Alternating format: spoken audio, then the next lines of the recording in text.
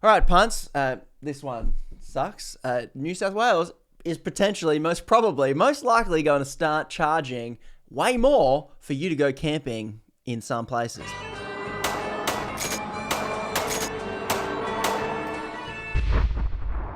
Most places, mostly. If for you punts who can't be bothered reading a news article, I made a Instagram reel about it. Let's take a watch. We'll chat after. Mate, just checking your booking. Booking? What do you mean? I paid $190 park entry to get in here. Just $190. That is, I think, the entry fee. That's like the National Parks Pass for a year. That's where we got that number from. Okay, but no campsite booking. For what? The campsite. I was here a few months ago and it was free. No, sir. Campsite booking is $54 now. Since when? Couple weeks. Now, since you don't have a booking, I'll have to issue you an infringement. Hey, Scotland, Yeah. you have to pay for public campsites? No, we have the right to roam, so we can literally camp anywhere we want for free. Norway. What, pay to camp? No, we have the legal right to camp anywhere we want in nature for free, even private property. Sweden. Huh? Pay to camp? That's crazy. Oi, Finland. Yeah. This Aussie here has to pay to camp in a national park. What? For a public campsite? Yeah, that's ridiculous. We would never pay for that. Listen, I don't make the rules. I'm just told budgets are tight, and how are we even supposed to afford all these free campsites? Well, I mean, you could stop giving away $100 billion worth of your gas for free to Japanese and American gas corporations. Well, I suppose $100 billion would cover it. You could stop giving $249 million to the New South Wales Forestry Corporation to cut down your own trees. Yeah, I suppose that would also cover it. But I've still got to issue you a fine. And that's Australia. It always ends with a fine for something. Here it is. New South Wales National Parks propose to standardise. That's a nice word, isn't it? Standardise camping fees amid rise of ghost camping. Aussies love to regulate each other. We have a lot of Karens that love to dob people in. We love rules and regulation, despite our national mythology that we're these rogue sort of Ned Kellys. The rise of ghost camping. So ghost camping is when a bunch of rich punts go to the website and book like 5 cheap $8 to $10 a night campsites so that the booking thing fills up and other people can't book it because they booked it all because they want the campground to themselves, I suppose. Yeah, that's kind of annoying. But funnily enough, the solution they came up with was a whole new fee structure that would just be a lot. And yes, I guess this would solve ghost camping. If we jacked up these prices so that people would have to spend a lot of money to book out all the sites. So we get some free stuff. Vehicle or walk-in access, free, current charge $2. Whoa, you saved $2 there. Pit toilet is going to cost you $13 a night or $22 a night for a pit toilet. A site with tables and barbecues is going to go to $36 or $20 a night. Once again, still just a patch of grass, punts. The person I teamed up and did the Instagram reel with here, Outback Mike, let's take a look at one of his other reels. I'm in the Woody Head Campground in Bundjalung National Park, and I'm just going to talk about how much this place will cost if the National Park's proposed fee increases go through. So this place is a Tier 6 campground. Tier 6, hot water on site, so that's nice. Hey, what? Do you have to pay for the hot water? What is that? I haven't been to this campsite. But if you have to pay $89 a night and put a coin in to operate the shower, geez, I hope not. I hope that tiny little slot's for syringes or something. It'll go to $89 a night, plus your $8 park entry. They get you $8 park entry. What is this? It's $97 a night. Times 7 will cost you $679 a week for a patch of... And he's not even camping on the patch of grass because it's on the roof. So to park your car in a sanctioned area, you're paying almost $700 a week. I tell you, that is not a cheap holiday, punts. Grass to camp on with some facilities.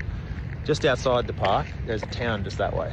And I just Googled the rental prices. You can rent a 3-bedroom house with garage for $600. So, I mean, rental prices, pretty steep, $600 a night for rent, but I take your point.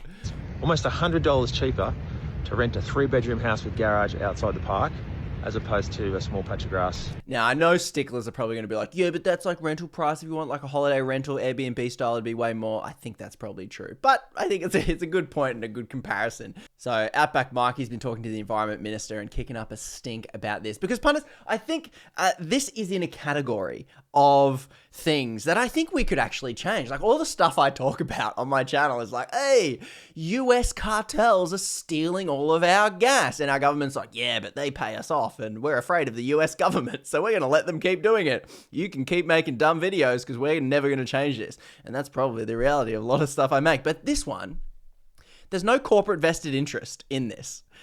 So it is highly likely and highly possible that everyone we punters kicking up a stink about paying for sites could actually change something. Now, Victoria's also gotten on the bandwagon. Look at this, free camping to end. Ghost booking. So it's interesting how in order to make Australians pay for something, they have to convince us that someone else is the problem, right? Oh, those people ghost bookings. So we all now have to suffer because a few rich punts were being knobs about it all.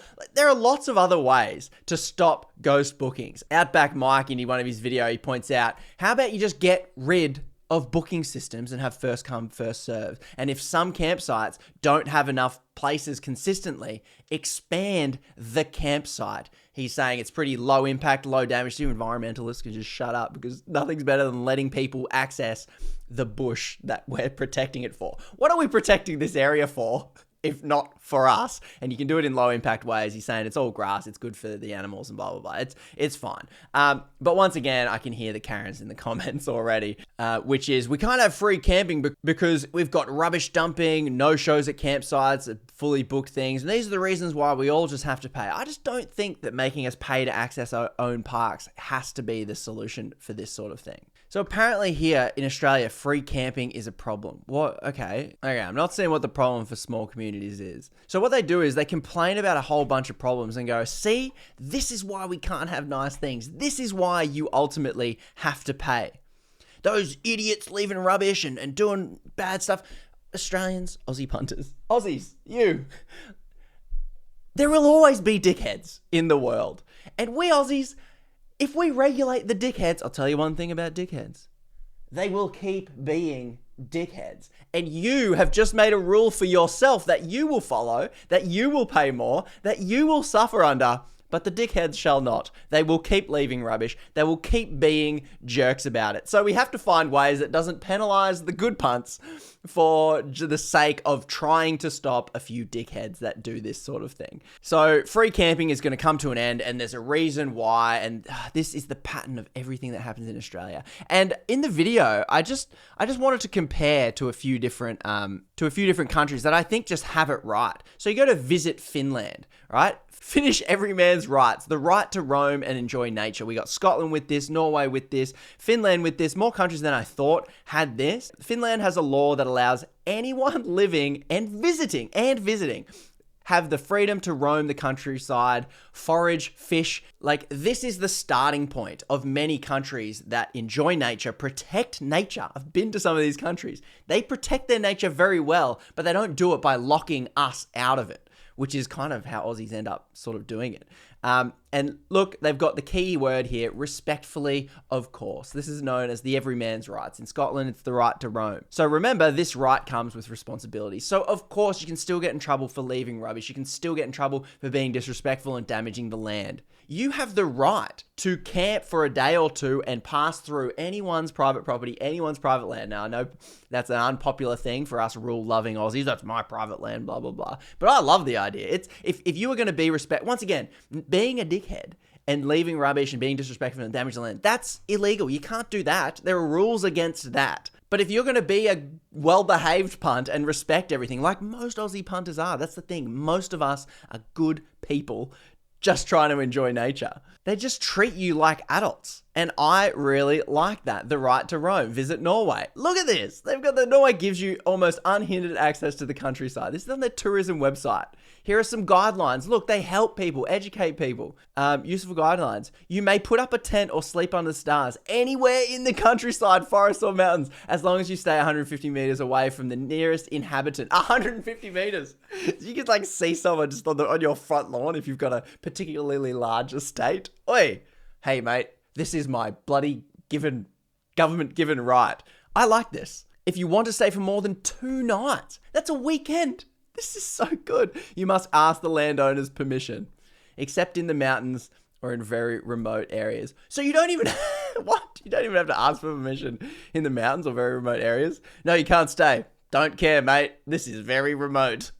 Maybe I misread that. There are other ways to help Aussies enjoy nature than to get rid of free camping. I understand there are very highly popular sites that do need sort of booking systems, but there are ways to do it without making it so expensive so that poor punts, not so privileged punts out there that want to go camping on the weekend for free like everyone should have the bloody right to. Now, to the final point, they say, you need state funding, we need money, we can't afford it. This is what ultimately happens when, I say it all the time, this is what it's linked to, this is me getting back to my roots here, when corporate bludgers don't pay tax, when we give away gas, and this is a shocking one, when we use $249 million in taxpayer money to float a forestry corporation, still losing $28 million. Your business sucks. Why am I funding it to destroy my own environment? The report's coming out 1 month old. Oh my gosh. Revealed 2 million hectares of koala habitat bulldozed since 2011.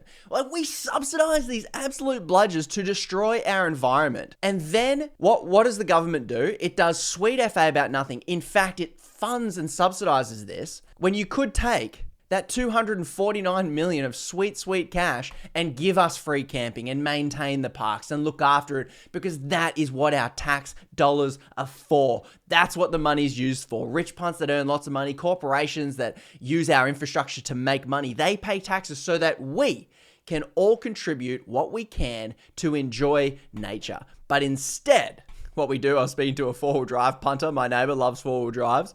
And he was talking about how everywhere he goes, there are locked gates. You can't go anywhere with 4-wheel drives. And they just get vilified. Oh, 4-wheel drivers damage everything, blah, blah, blah. I'll tell you what, no one is doing more damage than bulldozers in koala habitat. So punters and punter Karens out there. 4-wheel drivers are not your problem. Free campsites are not your problem. Idiots and dickheads ghost booking is not your problem. You want to protect the environment? Let's focus on the stuff that actually does, and let's protect it for who?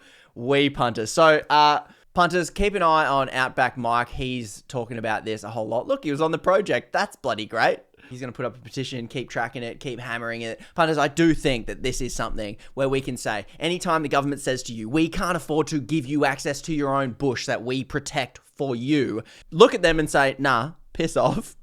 Go get the money where you know the money is. Don't collect it from poor punts that just want to enjoy nature and go camping, right? Don't take it from families where camping was the holiday you could do if you didn't have money. If you need to afford something, state government, you know who to go get your money for. I'm from Newey, mate, that coal royalty is at between 8 and 10%. Seems pretty low to me. How about you go get money from them and let us have our actual national parks. Anyway, massive thanks to We the Punters over on Patreon. These are the punters that keep me making videos that I think are important rather than the ones that just get the clicks. Feel free to share this with a punter who might not know just how scammed we're getting, and I'll catch you punters in the next episode. Cheers, punts.